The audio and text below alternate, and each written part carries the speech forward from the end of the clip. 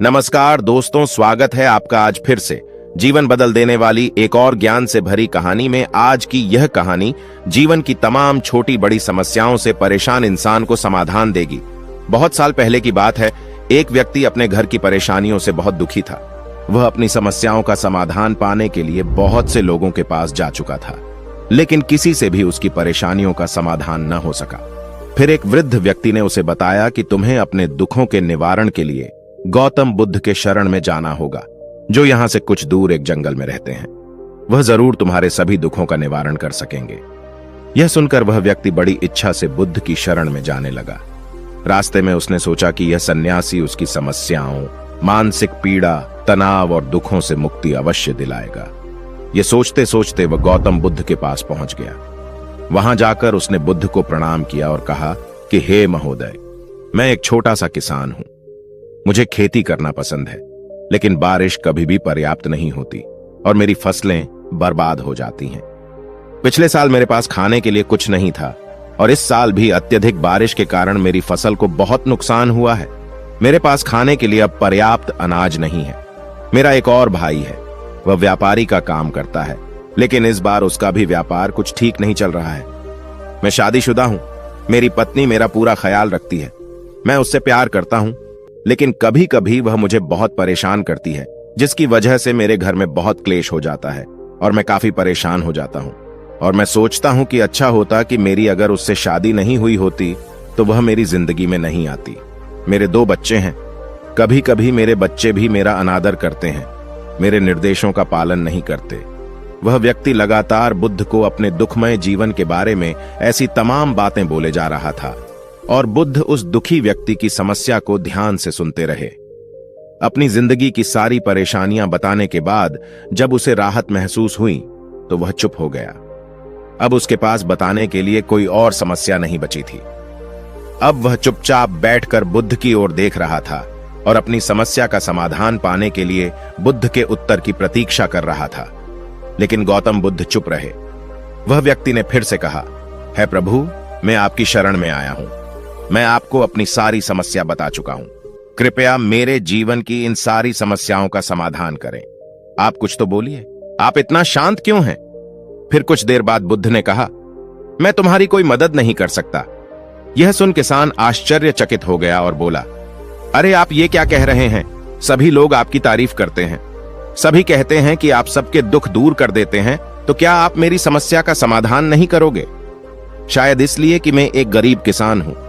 फिर बुद्ध ने कहा, मुश्किलें हर किसी के जीवन में आती हैं। सभी के जीवन में दुख और परेशानियां आना स्वाभाविक है। हर व्यक्ति के जीवन में अक्सर उसके कर्मों के अनुसार परिस्थितियां बदलती रहती हैं, जिससे सुख, दुख, निराशा और क्रोध आता रहता है। नए रिश्तों का बनना, पुराने रिश्तों का बिगड़ना, रिश्तों में मिठास और कड़वाहट, ये सब सामान्य बात है। ये जीवन का हिस्सा है और ये जीवन का चक्र है। हकीकत तो यह है कि हम सभी के जीवन में 83 प्रकार की कठिनाइयां हैं। इन कठिनाइयों का समाधान आप और मैं नहीं कर सकते, कोई नहीं कर सकता। जिंदगी और जिंदगी में बनने वाले रिश्ते स्थिर नहीं होते। एक दिन रिश्तेदार भी चले जाएंगे और जिंदगी भी खत्म हो जाएगी, लेकिन ये समस्याएं वैसे ही रहेंगी जैसे आज आपकी जिंदगी में हैं, कल को किसी और की जिंदगी में होंगी। यह बात सुनकर वह व्यक्ति अपना नियंत्रण खो देता है और क्रोधित हो जाता है और ऊंची आवाज में बुद्ध से कहता है कि हर कोई कहता है कि तुम एक महात्मा हो, एक सिद्ध पुरुष हो, एक महान व्यक्ति हो। मैं इस विश्वास के साथ यहां आया हूं कि आप मेरी मदद करेंगे। यदि आप मेरी समस्या हल नहीं कर सकते तो मेरा यहां आना व्यर्थ था। हर कोई झूठ बोलता है कि आप समस्याओं का समाधान करोगे। आपने मेरी एक भी समस्या का समाधान नहीं किया। तुमसे अच्छे तो वह महात्मा है जो 2 वर्ष पहले मेरे घर पर आए थे। उन्होंने मेरे लिए यज्ञ कराया, दान दक्षिणा दिलवाई और मेरे मन को असीम शांति मिली। कुछ सुख भी मिले और कुछ दुख भी कम हुए, लेकिन तुमने मेरी कोई भी समस्या हल नहीं की। तुमने मुझे सीधे तौर पर मना कर दिया। यह बात सुनकर बुद्ध ने कहा, क्या वह सब करने से जीवन के सारे दुख समाप्त हो गए? इतना कुछ करने के बाद भी तुम इतने परेशान क्यों हो? ध्यान से देखो खुद को, अब तुम पहले से भी ज्यादा दुखों से घिर गए हो। तात्पर्य यह है कि जीवन में दुख कभी समाप्त नहीं होते। फिर वह व्यक्ति बोला, तो क्या मैं मान लूं कि तुम मेरी मदद नहीं कर सकते? यदि तुम ऐसी छोटी छोटी वार्ता का समाधान नहीं कर सकते तो आपके उपदेशों का क्या लाभ? बुद्ध ने कहा, मैं तुम्हारी 84 समस्या का समाधान तो नहीं कर सकता, लेकिन हां, मैं तुम्हारी 84 समस्या का समाधान अवश्य कर सकता हूं। किसान आश्चर्यचकित हो गया और बोला, 86 समस्या क्या है? बुद्ध ने कहा कि अगर तुम अपने जीवन में कोई समस्या नहीं चाहते हो तो तुम्हारी सारी समस्याएं इसी समस्या के कारण उत्पन्न हुई हैं। यदि तुम इस तथ्य को स्वीकार कर लो कि जीवन में समस्याएं मौजूद हैं और समस्याएं जीवन का हिस्सा हैं, तो तुम जीवन की समस्याओं से विचलित नहीं होगे। तुम जीवन में आने वाली समस्याओं से विचलित हो जाते हो क्योंकि तुमको लगता है कि तुम दुनिया के सबसे दुखी व्यक्ति हो, जबकि सच्चाई यह है कि हर किसी को अपना दुख सबसे ज्यादा महसूस होता है। लेकिन जिस दिन तुम यह समझने लगोगे कि मेरा कष्ट अन्य लोगों की तुलना में बहुत कम है, उस दिन से कोई भी दुख तुम पर प्रभाव नहीं डाल पाएगा। अगर तुम चाहोगे कि तुम्हारे जीवन में कोई परेशानी ना आए और तुम हर दुख दर्द से बचे रहो और सिर्फ सुखी रहो, तो यह संभव नहीं है। ऐसे में छोटा सा दर्द भी तुमको बेचैन कर देगा और तुम्हारी मानसिक शांति भंग कर देगा। अगर तुम्हारे जीवन से परेशानियां पूरी तरह से दूर हो जाएं और हर दिन हर पल बिना दुख और कठिनाइयों के जीवन जीने को मिलेगा, तो तुम ज्यादा दिन तक ऐसे नहीं जी पाओगे। एक समय आएगा जब तुम हर दिन एक ही तरह की जिंदगी जीने से पूरी तरह से तंग आ जाओगे और ऊब जाओगे, क्योंकि जीवन में किसी भी चीज की अधिकता जीवन के लिए भयानक समस्याएं पैदा करती हैं। आरामदायक जीवन जीने से तुम मन और शरीर दोनों से विकलांग हो जाओगे। तो ऐसे जीवन का क्या फायदा जो बाद में तुमको नर्क जैसा जीवन जीने पर मजबूर कर दे। जिस तरह खाना खाने का असली आनंद तभी मिलता है जब बहुत भूख लगी हो, और पानी पीने का असली मजा तभी आता है जब बहुत प्यास लगती है, उसी तरह जीवन के तमाम दुखों और परेशानियों को झेलने के बाद ही सुख का आनंद मिलता है। इसीलिए जीवन में सुख और दुख अलग अलग रूप में आते रहते हैं।